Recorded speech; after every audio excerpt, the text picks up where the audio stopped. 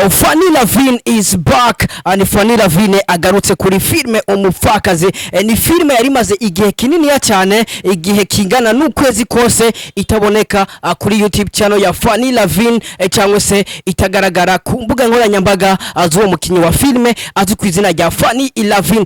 Ni filme yakunze cyane, ni filme yabonetswemo ibihangange bikomeye cyane, ni filme yabonetsemo nk'umukinyi azwi ku izina rya Sabas, n'umuririmbyi akaba n'umuririmbyi wa gospel. Murabizi ko yaciye ibintu byinshi muri filme Umupfakazi.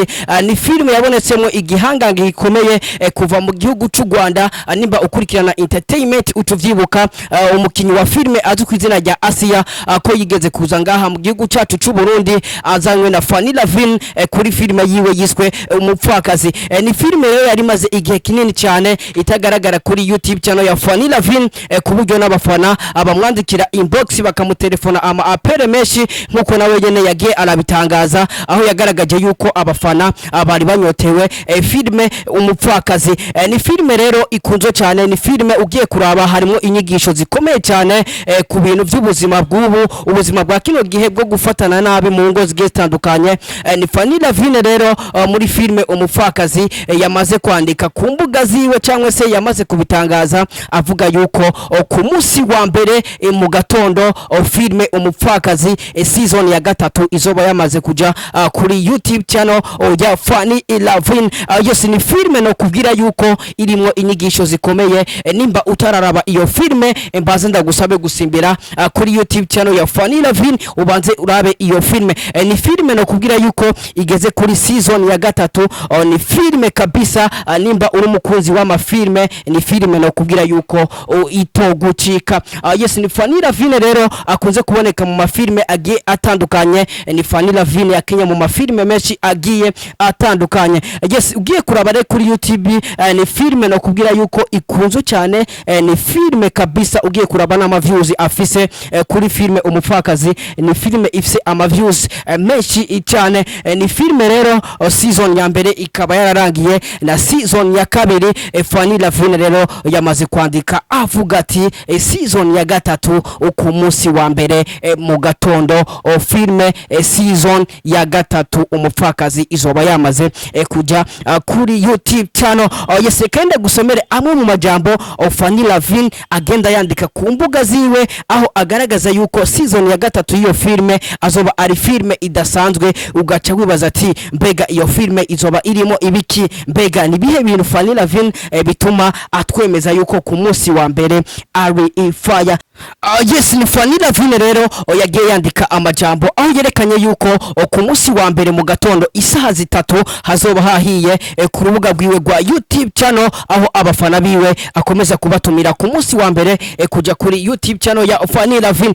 Ni Fanny Lavine rero agaragaza amajambo menshi aho kabisa ubona yuko azoba ari ibintu bidasanzwe ku munsi wa mbere. Ni Fanny Lavine rero agenda yandika amajambo nkaya avuga guca andiko niyumvira ingene uzokwakira Umupfakani season ya gatatu ku wa mbere, aho kubera aca agiyako utu emoji two kumigwa kabisa, aho biboneka yuko nawe nyene filme yamaze kumutangaza abivanye n'uburyohe buri niyo filme Umupfakazi season ya gatatu. Ni filme rero twiteganye igishika, ni filme kabisa umufana wa Fanny Lavine cyangwa se umufana wa filme ndundi yiteganye igishika ku munsi wa mbere isaha zitatu kuri YouTube channel azoba ari fire. N'amajambo rero yagiye agaruka keshi aho yagiye agaruka avuga ati incontournable lundi troisième Fanny Lavine official. Yes, ku munsi wa gatatu urumva yuko azoba ari bicika, azoba ari umuriro kuri YouTube channel ya Fanny Lavine.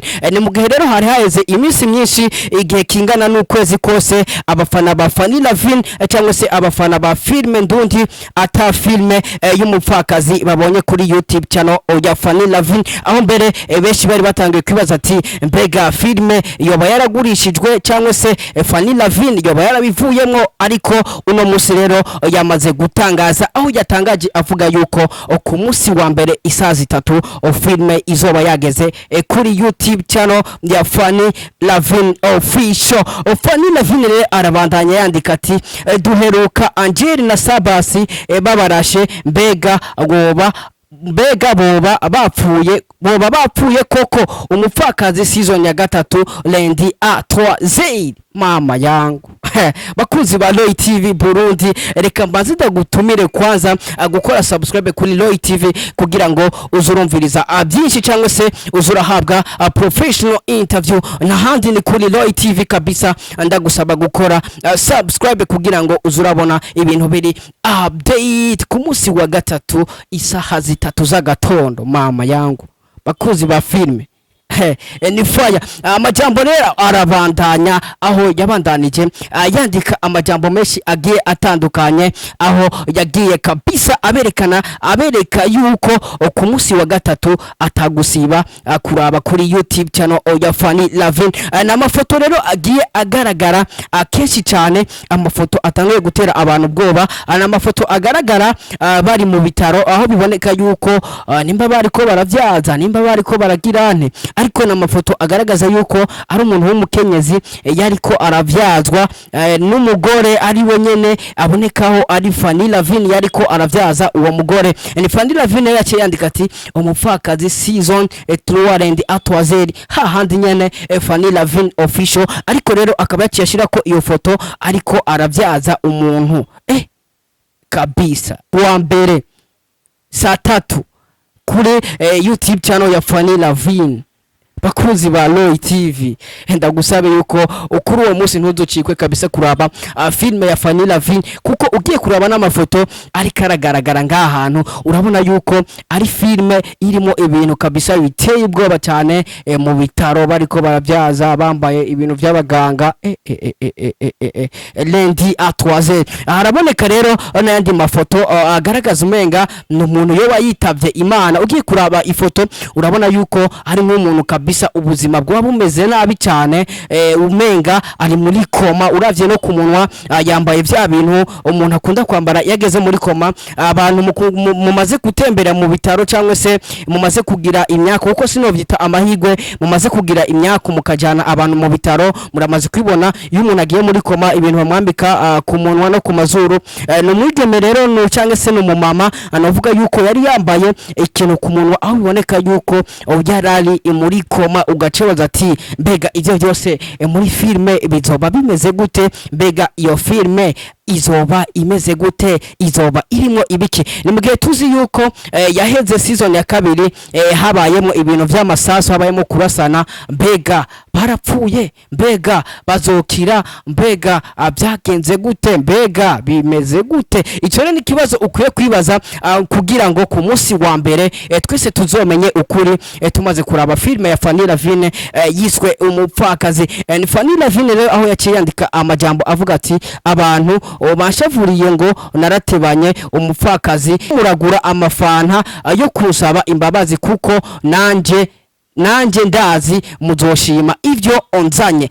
Yes, ni Fanny Lavin rero urumva yuko avuze ati mube muragura amafanta yo kusaba imbabazi ndazi yuko muzoshima ivyo nzanye. Wumvirije rero ayo majambo kabisa na majambo aguhumuriza nimba uri umukunzi wa filme ko ku munsi wa mbere isaha 3 utazogaya igikorwa Fanny Lavin azoba yazanye ari kumwe na timu yiwe, timu kabisa novuga yuko harimo abakinyi bashoboye bafise impano bari talented.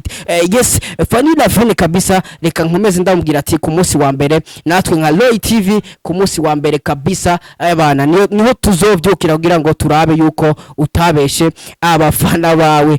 N'amafoto menshi agenda agaragara Fanny Lavin apostinga ku mbuga ziwe, ariko ugiye kuraba n'amafoto afise ahuriye na filme izosoka ku munsi wa mbere isaha 3 z'agatondo. Ni Fanny aguma akubwira ati harahiye turagowe ku munsi wa mbere fire kuri YouTube channel ya Fanny Lavin official.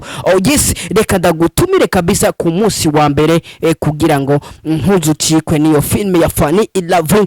Ni Fanny Lavin rero akunze gukinana n'umukinyi akunzwe cyane cyangwa se umurindi wa gospel, reka ndamwitwe Sabas. Ni Sabas yabonetse mu biteramo bigiye bitandukanye. Ni Sabas no kubwira yuko yagukiniye filme kabisa utigira widoga, ahubwo abafana bakubwira ati komerezaho kabisa ugumuduha ibintu nk'ibyo. Ni Sabas rero asanzwe afise n'impano yo kuririmbira Imana cyangwa se guhimbaza Imana. Mu minsi heze ndibaza muravyibuka aho Roza Muhando aheruka ngaha mu gihugu cyacu cyo Burundi ku ncuro ya kabiri, ku ncuro ya mbere naho nyene murazi yuko Sabas yakoze ibintu byinshi mu giteramo cari kiri mu rusengero ntavuze izina, ariko murazi yuko Sabas na Roza Muhando ari abantu bavuga yuko b'inshuti cyane. Ugiye kurabana performance zabo ziraza zigahura cyane, usanga ari abantu kabisa bakundana cyane, bahuza cyane.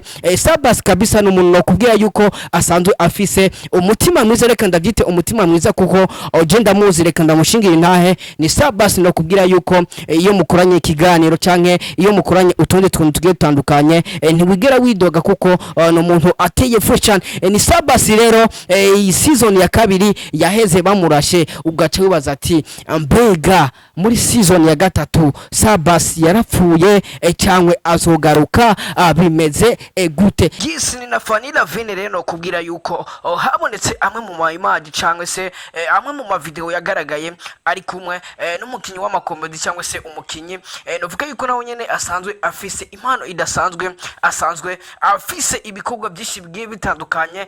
Mwamenye muri benshi mwakunze, nta wundi nawe ni Gasore Babalao. Gasore Babalao nawe ni umwe mu bakinyi novuga yuko bibihangange dufise ngaha mu gihugu cyacu cy'u Burundi. Iyo uvuze abakinyi ba filme cyangwa se ba comedy bakomeye, nibaze yuko izina Gasore utogibagira. Yes, ni Gasore novuga yuko yandikiye amateka adasanzwe muri team nini ya cyane, team novuga yuko igirakora amateka menshi ngaha muri Buja Flava cyangwa se mu Burundi cyangwa se hanze y'u Burundi. Iyo team nayo nta yindi ni Ihuriro TV isanzwe irongowe na Ngabo Amisi. Novuga yuko niyo team yakujije umwe mu bakinyi b'amafilme azwi ku izina rya Gasore Babalao. N'umukinyi novuga yuko ari talented, afise impano idasanzwe. Ni nawe nyene yagaragaye mu mavideo ari kumwe na Fanila Vine, aho biboneka neza yuko nabo nyene baravyivugiye, aho bavuze yuko bafise clip cyangwa se bari muri tournage ya filme bagiye gukinana na Fanila Vine. Yes, ni ibintu byazanye amajambo menshi ku bafana babo bakinyi, haba abafana ba Gasore cyangwa se abafana Fanila Vine, bavuga ati mbega iyo filme izoba imeze gute? Filme ihuriyemo ivyamamare bibiri, mbega iyo filme izoba imeze gute? Yes, nka Royi TV rero natwe turakubwira ati mbega iyo filme ihuriyemo Gasore, ihuriyemo Fanila Vine, iyo filme kabisa izogucika? Mbega azoba ari filme nyabaki? Mbega kubera iki bashimye gukinana na Gasore? Kweki Fanila Vine yashimye gukinana na Gasore Babalao? Mbega iyo filme ni ya Fanila Vine cyangwa se ni ya Gasore? Mbega iyo filme ni Umupfakazi Gasore nawe azogaragaramo? Mu gihe tuzi yuko filme Umupfakazi yagaragayemo abakinyi benshi b'amafilme, ni na filme navuga yuko yabonetsemo bamwe mu bakinyi kuva mu gihugu cy'u Rwanda baje ngaha mu gihugu cyacu cy'u Burundi, baza muravyibuka ba Asia baza ngaha mu gihugu cyacu cy'u Burundi. Ni na Fanila Vine yagiye gukorera amwe mu ma image ya filme Umupfakazi mu gihugu cy'u Rwanda, aho yakuyeyo inshuti zisi, aho yakuyeyo connection nini ya cyane mu gihugu cy'u Rwanda. Mbega Gasore nawe agiye kugaragara muri filme Umupfakazi. Mapu ni yindi nyene ni ku munsi wa mbere itariki 16 igihe cy'isaha 3 z'agatondo, byose bizomenyekana. Ndagutumira rero gukora subscribe kuri Royi TV kugira ngo ukomeze guhabwa amakuru ari update, amakuru atahandi uzoyabona. Yes, ni Mr Radio rero kuri micro ya Royi TV Burundi. Ndagusaba gukora subscribe right now kugira ngo ukomeze kudushigikira, ukomeze kuduteza imbere kugira ngo natwe tuzoshike aho twifuje gushika. Wowe wabikoze rero big up sana, utarabikora reka ndagusabe kugira ngo udufashe ugende gukora subscribe kuri Royi TV kabisa, uzoba uri umuntu w'agaciro cyane. Wowe wabikoze rero reka ndakubwira ati big up sana, uri umuntu w'agaciro cyane. Mr Radio ndakubwira ati we love you so much, ndabakunda cyane. Yari Mr Radio kuri micro ya Royi TV we love you so much. Ciao ciao, dusubire utaha. Ariko ku munsi wa mbere ndagutumira kuri YouTube channel ya Funny Lovin Official kugira ngo ukomeze kwirabira a filme Umupfakazi season ya gatatu is back. Funny Lovin yazanye umuriro season ya gatatu Umupfakazi. Ni filme yabonetsemo igihangange gikomeye kuva mu gihugu cy'u Rwanda. Nimba ukurikirana entertainment utuvyibuka umukinyi wa filme azwi ku izina rya Asia ko yigeze kuza ngaha mu gihugu cyacu cy'u Burundi azanywe na Funny Lovin kuri filme yiwe yiswe Umupfakazi. Ni filme rero yari maze igihe kinini cyane itagaragara kuri YouTube channel ya Funny Lovin ku buryo n'abafana abamwandikira inbox bakamutelefona ama apere menshi nkuko nawe yene yagiye arabitangaza aho yagaragaje yuko abafana abari banyotewe filme Umupfakazi. Ni filme rero ikunzo cyane, ni filme ugiye kuraba harimo inyigisho zikomeye cyane ku bintu by'ubuzima bw'ubu, ubuzima bwa kino gihe bwo gufatana nabi mu ngo zigiye zitandukanye. Ni Funny Lovin rero muri filme Umupfakazi yamaze kwandika ku mbuga ziwe cyangwa se yamaze kubitangaza avuga yuko ku munsi wa mbere mu gatondo filme Umupfakazi season ya gatatu izoba yamaze kuja kuri YouTube channel ya Funny Lovin. Yes, ni filme no kubwira yuko irimo inyigisho zikomeye. Nimba utararaba iyo filme mbaze ndagusabe gusimbira kuri YouTube channel ya Funny Lovin ubanze urabe iyo filme. Ni filme no kubwira yuko igeze kuri season ya gatatu. Ni filme kabisa, nimba uri mukunzi wa mafilme ni filme no kubwira yuko itogucika. Yes, ni Funny Lovin rero akunze kuboneka mu mafilme agiye atandukanye. Ni Funny Lovin yakinya mu mafilme menshi agiye atandukanye. Yes, ugiye kuraba re kuri YouTube ni filme no kubwira yuko ikunzo cyane. Ni filme kabisa ugiye kuraba na views afise kuri filme Umupfakazi. Ni filme ifise ama views menshi cyane. Ni filme rero season ya mbere ikaba yararangiye na season ya kabiri Funny Lovin rero yamaze kwandika avuga ati season ya gatatu ku munsi wa mbere mu gatondo filme season ya gatatu Umupfakazi izoba yamaze kuja kuri YouTube channel.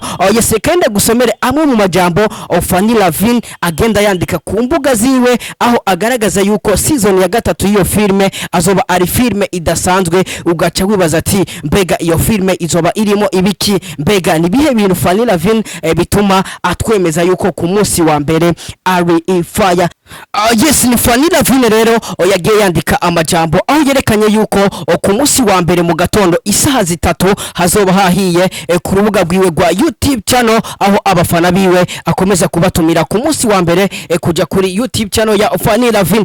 Ni Funny Lovin rero agaragaza amajambo menshi aho kabisa ubona yuko azoba ari ibintu bidasanzwe ku munsi wa mbere. Ni Funny Lovin rero agenda yandika amajambo nkaya avuga guca andiko niyumvira ingene uzokwakira Umupfakani season ya gatatu ku wa mbere aho kubera aca agiyako utu emoji two kumigwa kabisa aho biboneka yuko nawe nyene filme yamaze kumutangaza abivanye n'uburyohe buri niyo filme Umupfakazi season ya gatatu. Ni filme rero twiteganye igishika, ni filme kabisa umufana wa Funny Lovin cyangwa se umufana wa filme ndundi yiteganye igishika ku munsi wa mbere isaha zitatu kuri YouTube channel azoba ari fire. N'amajambo rero yagiye agaruka keshi aho yagiye agaruka avuga ati incontournable lundi toiser Funny Lovin Official. Yes, ku munsi wa gatatu urumva yuko azoba ari bicika, azoba ari umuriro kuri YouTube channel ya Funny Lovin. Ni mu gihe rero hari haheze iminsi myinshi igihe kingana n'ukwezi kose abafana ba Funny Lovin cyangwa se abafana ba filme ndundi ata filme y'Umupfakazi babonye kuri YouTube channel ya Funny Lovin aho mbere benshi bari batangiye kwibaza ati mbega filme yoba yaragurishijwe cyangwa se Funny Lovin yoba yarabivuyemo. Ariko uno munsi rero yamaze gutangaza aho yatangaje avuga yuko ku munsi wa mbere isaha zitatu filme izoba yageze kuri YouTube channel ya Funny Lovin Official. Funny Lovin rero arabandanya yandika ati duheruka Angel na Sabasi babarashe mbega boba bapfuye koko Umupfakazi season ya gatatu lundi à 3h. mama yangu bakuzi ba Royi TV Burundi, reka mbanze ndagutumire kwanza gukora subscribe kuri Royi TV kugira ngo uzurumviriza byinshi cyangwa se uzurahabwa professional interview n'ahandi ni kuri Royi TV kabisa. Ndagusaba gukora subscribe kugira ngo uzurabona ibintu biri update ku munsi wa gatatu isaha 3 z'agatondo. Mama yangu bakuzi ba filme ni fire. Amajambo rero arabandanya aho yabandanije yandika amajambo menshi agiye atandukanye, aho yagiye kabisa abereka yuko ku munsi wa gatatu atagusiba kuraba kuri YouTube channel ya Fanny Lavin. N'amafoto rero agiye agaragara akenshi cyane, amafoto atangiye gutera abantu ubwoba, n'amafoto agaragara bari mu bitaro, aho biboneka yuko nimba bari ko baravyaza, nimba bari ko baragirane, ariko n'amafoto agaragaza yuko ari umuntu w'umukenyezi yariko aravyazwa n'umugore ari we nyene abonekaho ari Fanny Lavin yariko aravyaza uwo mugore. Ni Fanny Lavin yaciye yandika ati umupfakazi season 3 and atwazeri hahandi nyene Fanny Lavin official, ariko rero akaba yaciye ashira ko iyo foto ariko aravyaza umuntu kabisa wa mbere saa 3 kuri YouTube channel ya Fanny Lavin. Bakuzi ba Royi TV, ndagusabe yuko ukuri uwo munsi ntuzocikwe kabisa kuraba filme ya Fanny Lavin, kuko ugiye kuraba n'amafoto ari karagaragara ngaha hantu urabona yuko ari filme irimo ibintu kabisa biteye ubwoba cyane, mu bitaro bariko baravyaza bambaye ibintu by'abaganga lundi à 3h. Haraboneka rero n'andi mafoto agaragaza umenga n'umuntu yo wayitavye Imana. Ugiye kuraba ifoto urabona yuko ari nk'umuntu kabisa ubuzima bwa bumeze nabi cyane, umenga ari muri koma. Uravye no ku munwa yambaye vya bintu umuntu akunda kwambara yageze muri koma. Abantu mumaze gutembera mu bitaro cyangwa se mumaze kugira imyaka, kuko sinovyita amahigwe, mumaze kugira imyaka mukajana abantu mu bitaro, muramaze kwibona iyo umuntu agiye muri koma ibintu bamwambika ku munwa no ku mazuru. No mwigeme rero no cyangwa se no mumama anavuga yuko yari yambaye ikintu ku munwa, aho biboneka yuko byarari muri koma. Ugacebaza ati mbega ivyo byose muri filme bizoba bimeze gute? Mbega iyo filme izoba imeze gute? Izoba irimo ibiki? Ni mugihe tuzi yuko yaheze season ya 2 habayemo ibintu vy'amasaso, habayemo kurasana. Mbega barapfuye? Mbega bazokira? Mbega byagenze gute? Mbega bimeze gute? Ico rero ni kibazo ukwiye kwibaza kugira ngo ku munsi wa mbere twese tuzomenye ukuri, tumaze kuraba filme ya Fanny Lavin yiswe Umupfakazi. Ni Fanny Lavin rero aho yaciye yandika amajambo avuga ati abantu bashavuriye ngo naratebanye umupfakazi, muragura amafanta yo kusaba imbabazi kuko nanje ndazi muzoshima ivyo onzanye. Yes, ni Fanny Lavin rero urumva yuko avuze ati mube muragura amafanta yo kusaba imbabazi, ndazi yuko muzoshima ivyo nzanye. Wumvirije rero ayo majambo kabisa, na majambo aguhumuriza nimba uri umukunzi wa filme ko ku munsi wa mbere isaha 3 utazogaya igikorwa Fanny Lavin azoba yazanye ari kumwe na timu yiwe. Timu kabisa novuga yuko harimo abakinyi bashoboye bafise impano bari talented. Yes, Fanny Lavin kabisa, reka nkomeze ndamubwira ati ku munsi wa mbere natwe nka Royi TV ku munsi wa mbere kabisa abana niho tuzovyukira kugira ngo turabe yuko utabeshe abafana bawe. N'amafoto menshi agenda agaragara Fanny Lavin apostinga ku mbuga ziwe, ariko ugiye kuraba n'amafoto afise ahuriye na filme izosohoka ku munsi wa mbere isaha 3 z'agatondo. Ni Fanny aguma akubwira ati harahiye, turagowe ku munsi wa mbere. Fire kuri YouTube channel ya Fanny Lavin official.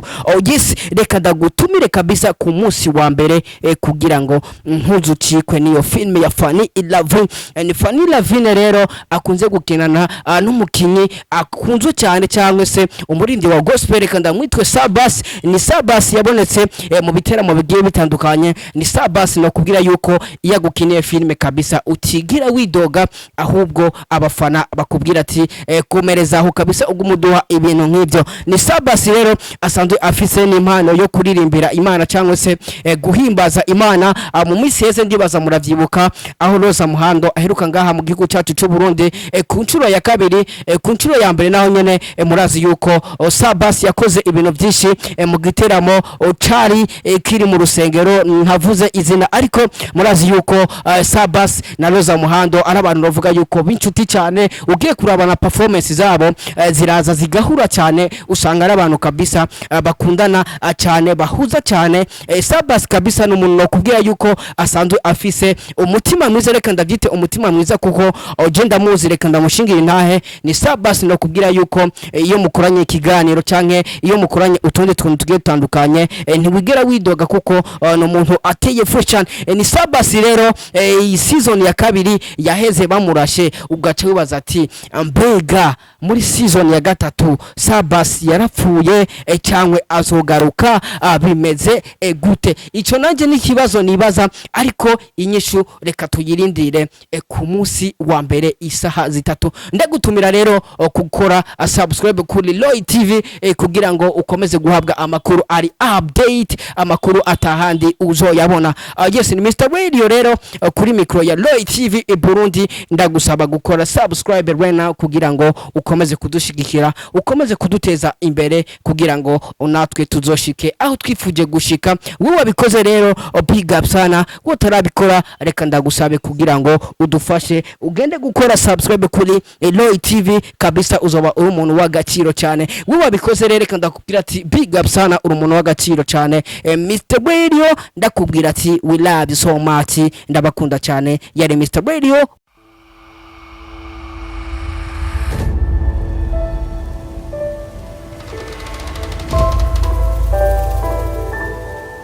Royi TV.